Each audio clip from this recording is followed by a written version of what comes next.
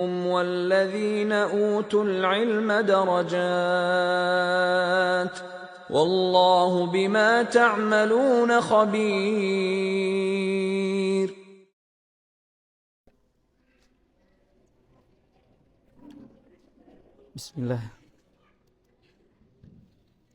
Bismillahirrahmanirrahim. Assalamualaikum warahmatullahi wabarakatuh. Innal hamdalillah nahmaduhu wa nasta'inuhu wa nastaghfiruh wa na'udzu billahi min shururi anfusina wa min sayyiati a'malina. Man yahdihillahu fala mudilla lahu wa man yudlilhu fala hadiya lahu. Ashhadu an la ilaha illallah wahdahu la syarika lah wa ashhadu anna Muhammadan abduhu wa rasuluh. Allahumma salli wa sallim wa barik ala abdika wa rasulika Muhammad wa ala alihi wa ashabihi wa man tabi'ahum bi ihsanin ila yaumiddin, amma ba'd. Bapak dan Ibu, ikhwan dan akhwat, kaum muslimin dan muslimat yang semoga dirahmati dan dimuliakan Allah Subhanahu wa taala. Suatu kenikmatan yang sangat besar yang Allah berikan kepada kita semua ketika memudahkan kita untuk melangkahkan kaki menuntut ilmu syar'i. Sebagaimana yang Rasulullah sallallahu alaihi wasallam sebutkan bahwa jika Allah menginginkan kebaikan bagi seorang hamba, maka Allah akan menjadikan dia paham, mengerti tentang perkara agamanya. Man yuridillahu bihi khairan, kata beliau, yufaqihu fid din. Siapa yang Allah inginkan kebaikan baginya, maka Allah akan menjadikan dia paham, mengerti tentang perkara agamanya. Artinya, orang yang tidak paham agama, tidak mau mengerti, tidak mau berusaha untuk mempelajari perkara agama, itu tandanya Allah tidak menginginkan kebaikan. Na'udzubillah. Ini sabda Rasulullah yang pasti benar. Man yuridillahu bihi khairan yufaqihu fid din, kata beliau. Siapa yang Allah menginginkan kebaikan baginya, kebaikan dunianya, apalagi kebaikan akhiratnya, Allah pasti akan menjadikan dia paham, mengerti tentang perkara agamanya. Dan paham tentang perkara agama ini tidak bisa sekaligus, tidak bisa tiba-tiba, sekonyong-konyong gitu, seseorang celing langsung paham. Tetapi harus dilalui dengan perjalanan menuntut ilmu. Ya, perjalanan menuntut ilmu. Dan setiap langkah kita dalam menuntut ilmu itu tercatat sebagai pahala jihad fi sabilillah. Berkata Ibnu Mas'ud radhiyallahu anhu, "Man qala talabul ilmi laisa bi jihad fahuwa majnun." Siapa yang mengatakan menuntut ilmu itu bukan bagian daripada jihad, maka dia sudah gila. Mustahil seseorang ya bisa berjihad fisabilillah tanpa ilmu. Bahkan mereka-mereka yang mengklaim jihad yang tanpa didasari ilmu, yang terjadi adalah kerusakan. Ya, menyebut jihad padahal bukan jihad. Yang ada perusakan, pengeboman, kekerasan. Kenapa? Karena tidak didasari dengan ilmu. Maka kita semua yang Allah mudahkan untuk hadir di majelis ilmu ini adalah karunia yang sangat besar. Karunia yang sangat besar. Dan dalam pembahasan kitab Tadkiratus Sami, bagi yang punya bukunya, saya melihat akan lebih baik jika hadirin langsung mempelajari halaman 85 bab 3, adab seorang penuntut ilmu terhadap dirinya, terhadap guru, serta adab di dalam majlis-majlis ilmu.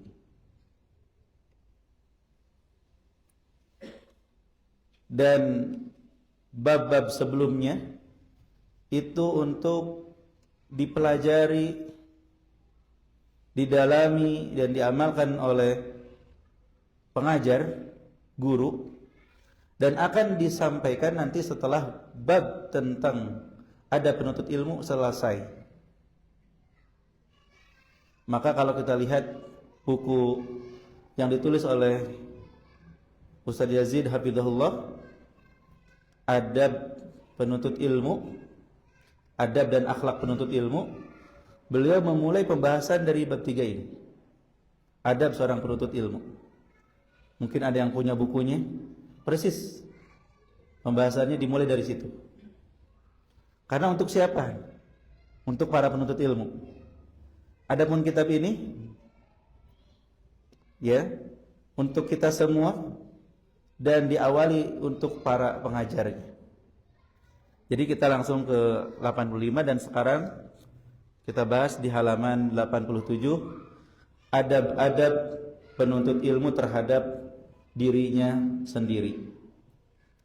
Perlu saya ingatkan hadirin yang semoga dirahmati dan dimuliakan Allah, adab seorang penuntut ilmu terhadap dirinya, terhadap guru, terhadap majlis ini sangat penting sekali.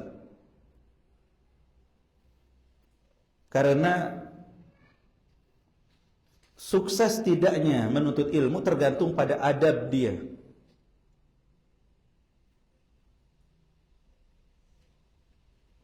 Apalagi para santriwati yang setiap hari belajar ilmu agama, keberhasilan para akhwat ini sangat ditentukan oleh adab, ya, seorang penuntut ilmu. Oleh karena itu para ulama mengatakan utlubul adab qabla talab. Pelajari adab dalam menuntut ilmu sebelum memulai belajar. Banyak orang belajar seakan-akan pintar, tetapi karena jauh dari adab, ilmunya tidak bermanfaat. Ilmunya menjadi bumerang bagi dirinya, melahirkan kesombongan, melahirkan keangkuhan, jauh dari amalan. Ya, itu disebabkan karena adabnya yang rusak. Maka di sini penulis mengingatkan para penuntut ilmu, hendaknya mereka memiliki adab terhadap dirinya sendiri minimal. Apa yang pertama disebutkan di sini? Membersihkan hati dari akhlak-akhlak yang tercela. Awali proses belajar kita menuntut ilmu agama dengan tazkiyatun nafs. Bersihkan hati kita dulu. Yang mana tazkiyatun nafs itu terdiri dari tahliyah pakai kha yang artinya mengkosongkan, dan tahliyah pakai hak kecil yang artinya menghiasi, mengisi. Tahliyah pakai kha artinya mengkosongkan semua akhlak-akhlak tercela,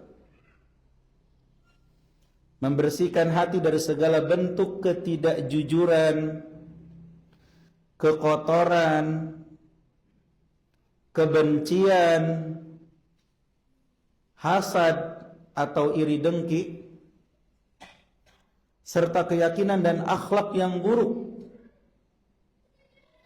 Itu tahliyah. Ya, harus dikosongkan.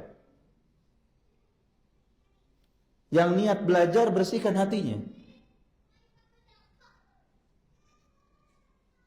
Ilmu ini tidak akan masuk kepada hati yang kotor. Sebagaimana perkataan Imam Waqi, innama hadzal ilmu nurun wa nurullah la yuhda lil 'asi. Ilmu ini cahaya. Cahaya Allah tidak akan diberikan kepada ahli maksiat karena kotornya hati mereka. Jadi bersihkan. Jujurlah. Jangan ada kedustaan. Cintailah sesama. Jangan ada kebencian. Inginkan kebaikan bagi saudaranya. Jangan ada kedengkian. Ya, agar dengan ini hati menjadi layak untuk menerima ilmu syar'i dan bisa menjaganya. Mampu menyingkap kedalaman makna dan rahasia ilmu yang terpendam. Jauhkan dari akhlak-akhlak tercela dan isi dengan akhlak-akhlak yang mulia. Terutama akhlak yang sangat tercela berupa kesombongan. Kesombongan. Yang kata Imam Mujahid rahimahullah, la yadkhulul ilmu al-mustahi wal mutakabbir. Ilmu tidak akan masuk kepada orang yang pemalu bukan pada tempatnya, juga kepada orang yang sombong. Siapa orang yang sombong? Kata Rasulullah, al-qu menolak kebenaran. Datang dalil-dalil dari Al-Quran dan Sunnah serta athar para salafus saleh yang sangat jelas kebenarannya, tapi kemudian ditolak dan ditinggalkan. Itu kesombongan, menolak kebenaran. Kemudian meremehkan manusia, menganggap rendah mereka, menganggap diri lebih unggul dari yang lain, sehingga akibat dari kesombongan tersebut mudah mencela, mudah mengumpat, mudah membenci orang lain, mudah mencemooh orang lain, melakukan ghibah, membicarakan aib mereka, dan segala sikap buruk kepada orang lain itu pangkalnya kesombongan. Kalau dia tidak sombong, dia nggak akan berakhlak buruk seperti itu pada orang lain. Dia meremehkan orang lain sehingga dia berbuat semena-mena. dia berbuat ya hal yang menurut dia pantas dan wajar, padahal itu tidak keluar kecuali karena kesombongannya. Maka ini harus dihilangkan dari penuntut ilmu. Akhlak-akhlak yang tercela itu. Bersihkan hati. Dikatakan oleh sebagian ulama bahwa menuntut ilmu itu salatus sir wa ibadatul qalb wa qurbatul batin. Salat yang rahasia, ibadah hati, serta ya amalan batin. Ketika seseorang menuntut ilmu, yang dia cari apa? Apa yang diinginkan dari menuntut ilmu agama? Ya, selain keridhaan Allah Subhanahu wa taala, dia ingin terang baginya jalan kebenaran. Sebagaimana doanya setiap hari, ihdinas siratal mustaqim. Ya Allah, tunjukilah kami jalan yang lurus. Jalan yang lurus itu seperti apa ya? Bagaimana ya?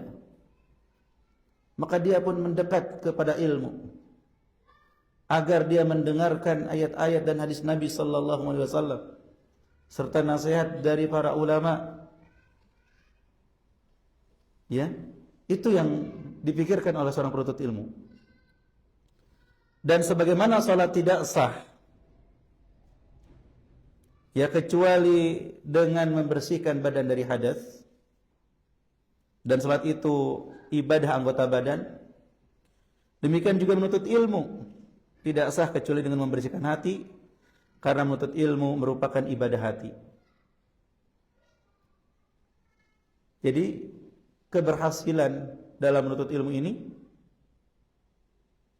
sangat dipengaruhi dengan kebersihan hati dalam menuntut ilmu ini.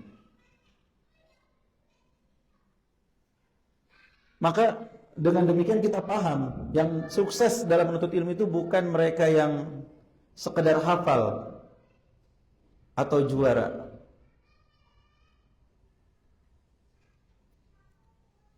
Karena orang kafir sekalipun, khususnya dari kalangan orientalis, ya, mereka ada yang hafal Quran, hafal ribuan hadis, dan lain sebagainya. Mungkin orang tuanya ikut mengkondisikan untuk menenangkan anaknya. Ya, mereka diberikan kecerdasan tapi tidak diberikan kesucian. Ya, jadi kok bisa misalnya seseorang hafalannya banyak tapi sombong? Itu hakikatnya bukan ilmu.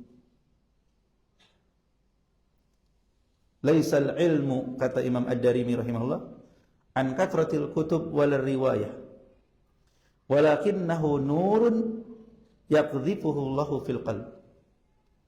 Ilmu itu bukan banyaknya kitab, bukan juga banyaknya riwayat, tapi cahaya yang diberikan kepada hati seorang hamba.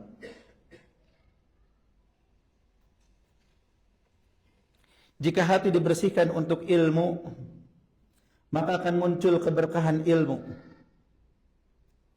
dan akan semakin berkembang sebagaimana tanah yang dibersihkan untuk tanaman, maka tanaman tersebut akan tumbuh dan berkembang. Penulis memperumpamakan hati ini seperti tanah. Kalau kita mau bercocok tanam, kita harus mengkondisikan tanahnya. Tanah yang kering, yang tandus, yang keras, sulit untuk menumbuhkan tanaman di atasnya. Kalaupun tumbuh tidak maksimal. maka perlu dikondisikan. Dibajak dulu kalau sawah itu, dicangkul kebunnya, digemburkan, diberikan pupuk supaya subur, diberikan air. Ya, ketika tanaman diletakkan di tanah yang siap, maka hasilnya sangat baik. Demikian hati. Kalau kita datang ke majelis ilmu dengan hati yang rusak, yang kotor, yang kering, yang gersang, itu masuk dari telinga kanan, keluar dari telinga kiri. Sulit untuk menerima kebenaran. Sulit untuk mendapatkan faedah daripada ilmu yang didengar. Dan terkadang hati menolak untuk datang sekalipun. Merasa berat. Karena bisa jadi ya kesombongan dan akhlak-akhlak yang lain yang menghalangi dari penerimaan terhadap ilmu tersebut. Maka bersihkanlah. Rasulullah sallallahu alaihi wasallam bersabda, "Ala wa inna fil jasadi mudghatan idza salahat salahal jasadu kulluh wa idza fasadat fasadal jasadu kulluh ala wahyal qalb." Sesungguhnya di dalam tubuh ada segumpal darah. Jika dia baik, maka seluruh tubuh pun akan baik. Namun jika rusak, seluruh tubuh pun akan rusak. Apa itu? Ketahuilah, dia adalah hati. Jadi hati yang harus kita jaga, kita perbaiki pertama kali. Bersihkan hati kita. Berkata Imam Sahal bin Abdullah rahimahullah, ilmu tidak akan masuk ke dalam hati sementara di dalam hati tersebut ada sesuatu yang dibenci Allah Subhanahu wa taala. Nah, jadi sangat penting bagi para penuntut ilmu ini untuk mengoreksi hatinya. Ya, mengoreksi hatinya, memperhatikan hatinya. Jauhkan dari akhlak-akhlak yang tercela. Jauhkan dari kesombongan, dari kebencian, iri dengki, ketidakjujuran, prasangka buruk, ya, dan lain sebagainya. Jangan salahkan majelis ilmu atau pengajarnya ketika kita sulit paham, sulit mengerti akan pelajaran atau ilmu. Tapi coba lebih menyalahkan diri sendiri. Bisa jadi sulitnya ilmu itu masuk ke dalam diri kita tidak lain karena kotoran-kotoran yang ada dalam hati kita. Ya, seperti yang dikeluhkan Imam Syafi'i. Syakautu ila waqi'i su'a hifdzi fa arsyadani ila tarkil ma'asi. Aku mengeluhkan buruknya hafalanku kepada guruku Waqi dan dia membimbingku agar aku meninggalkan maksiat. Sebagian penuntut ilmu kalau diingatkan tinggalkan maksiat enggak terima. Maksiat apa saya? Sembarangan nyuruh ninggalin maksiat, emang saya maksiat? Sebagian penuntut ilmu tidak terima diberikan nasihat seperti itu. Padahal maksiat itu aneka ragam. Ada maksiat dengan anggota badan, ada maksiat dengan hati. Iri dengki itu maksiat. Prasangka buruk itu maksiat. Kebencian itu maksiat. Ya, ketidakjujuran itu maksiat. Ketidaksabaran itu juga maksiat. Berprasangka buruk kepada Allah, tidak yakin dengan janji-janjinya itu juga maksiat. Menunda taubat juga maksiat. Ya. Jadi jangan kita merasa diri ini suci. Jangan merasa kita ini jauh dari maksiat, tidak perlu memperbaiki diri, tidak perlu taubat. Seorang hamba bahkan butuh taubat setiap harinya. Karena kalau dia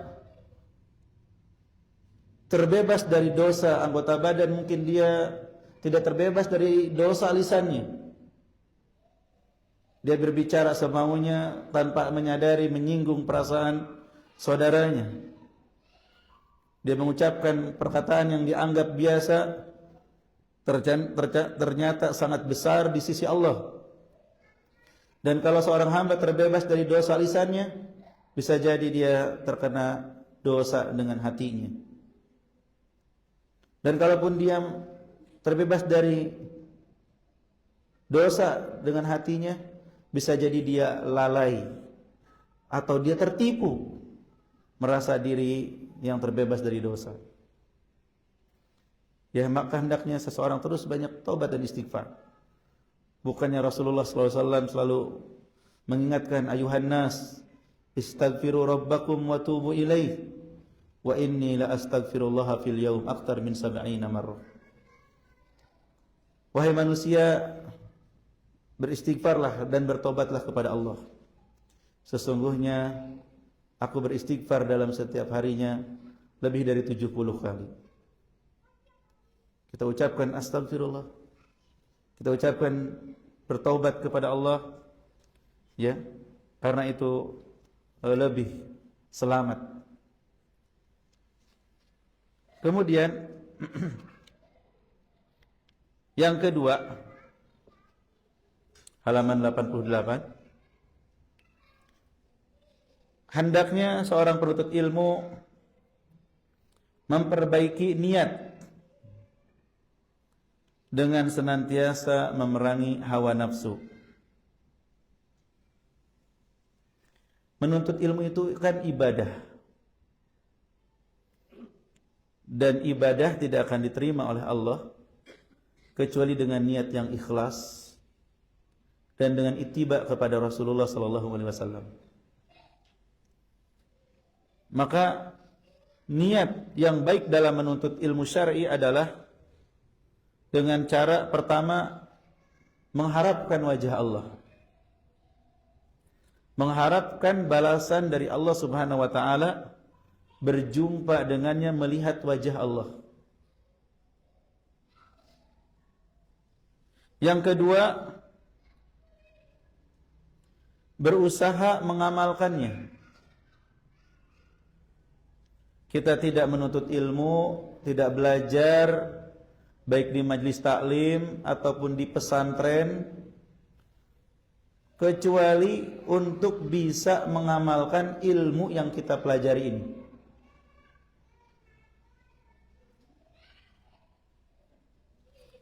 Yang ketiga, menghidupkan ajaran Islam, membela syariat Allah. Kalau bukan kita yang mempelajari syariat Islam, siapa lagi? Kemudian untuk menerangi hati,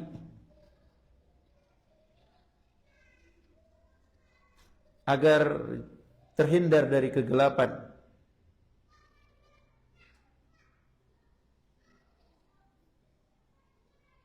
Yang kelima, membersihkan keadaan batinnya,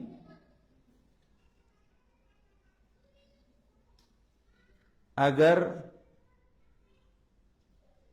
selamat dari hal-hal yang buruk,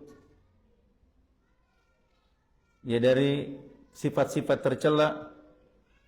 Kemudian yang keenam, meraih kedekatan dengan Allah Ta'ala di akhirat. serta meraih apa yang Allah siapkan berupa keridhaan dan karunia-Nya.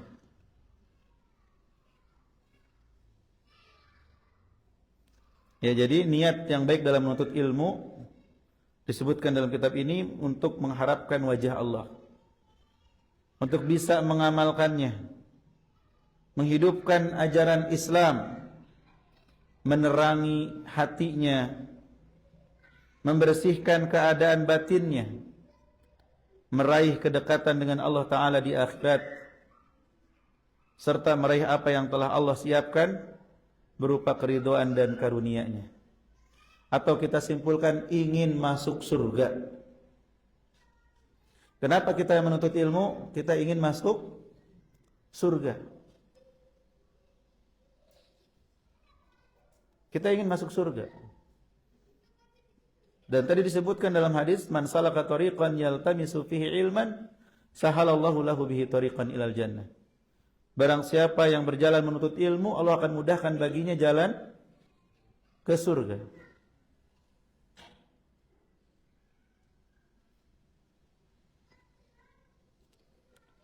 Kemudian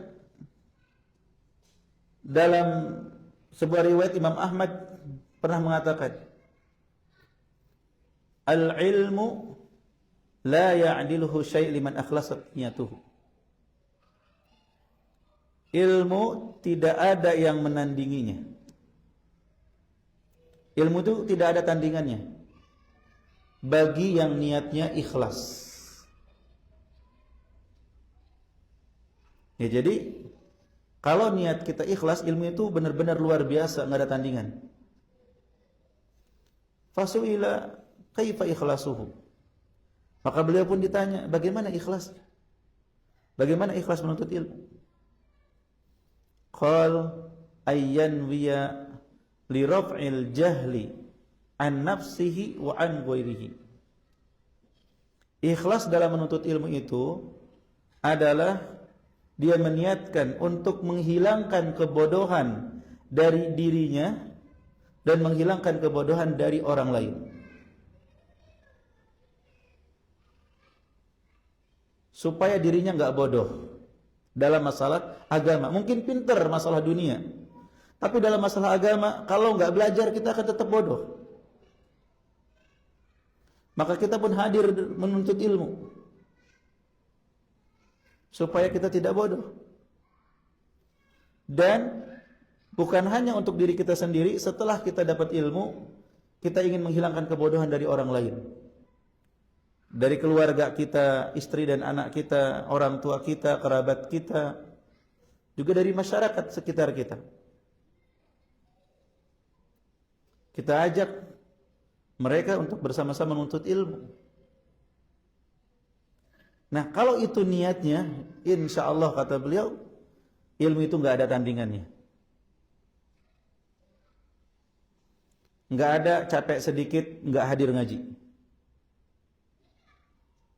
Masih bisa terkondisikan lah. Ya.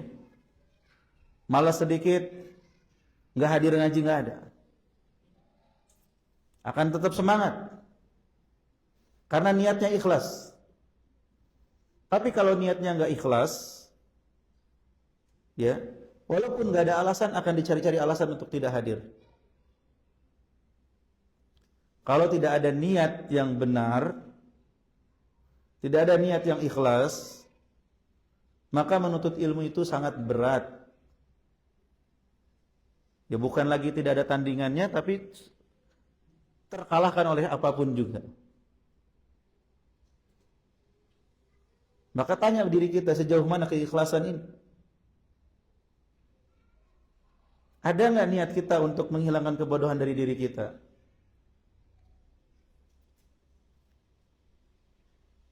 Jangan kita merasa sangat berilmu. Penuntut ilmu itu di awal belajar memang merasa dirinya berilmu. Tapi kalau dia terus menuntut ilmu, dia akan tawadhu. Dan jika dia terus menuntut ilmu, dia akan menganggap dirinya seakan-akan nggak tahu apa-apa. Karena orang yang belajar kulitnya merasa kulit itulah inti. Tapi ketika masuk ke dalam ternyata masih banyak yang harus dipelajari, yang harus dipahami, yang harus dihafalkan. Ya.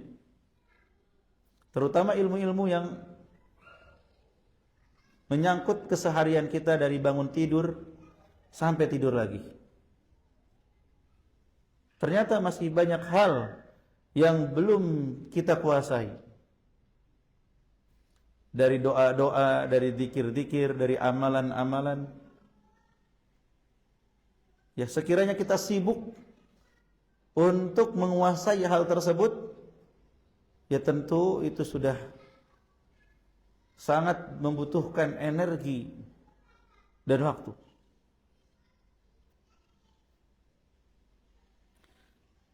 Dan tidak cukup untuk diri sendiri. Harus diniatkan menghilangkan kebodohan juga dari orang lain. Ilmu ini bukan wakaf untuk kita, berhenti sampai kita enggak. Tapi harus diajarkan. Harus disampaikan. Dengan hikmah, dengan baik, dengan lemah lembut, tanpa ada paksaan, dengan penuh kesabaran, dengan skala prioritas, ya, tanpa menimbulkan kemudorotan atau kemungkaran yang lebih besar. Seperti itu. Teruslah menuntut ilmu dan teruslah ajarkan ilmu. Tidak harus menjadi ulama besar terlebih dahulu baru ngajarin ilmu, tidak.